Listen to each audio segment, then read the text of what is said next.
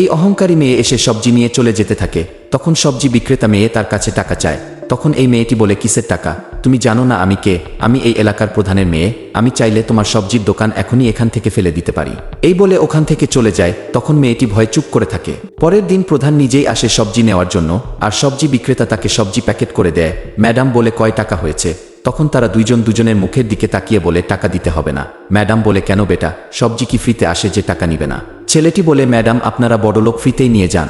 Madam বলে, বেটা কোনো সমস্যা নাকি আমাকে বলো, আমি এই এলাকার প্রধান। ছেলেটি বলে, আন্টি সকালে আপনার মেয়ে সবজি নিতে এসেছিল, টাকা চেয়েছি বলে আপনার মেয়ে ভয় দেখিয়ে গিয়েছে, বলে আমি প্রধানের মেয়ে, টাকা চাইলে দোকান বন্ধ করিয়ে দেব, এই জন্য আমরা ভয়ে আছি। তখন ম্যাডাম বলে, আমি যা বলছি তুমি তাই করবে। তারপরে আমি তাকে দেখাচ্ছি মজা।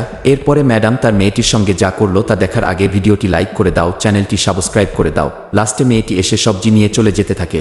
টাকা চাইতে মেয়েটি যখন বলতে যায়, তখন তার মা এসে তাকে থাপ্পড় মেরে দেয়।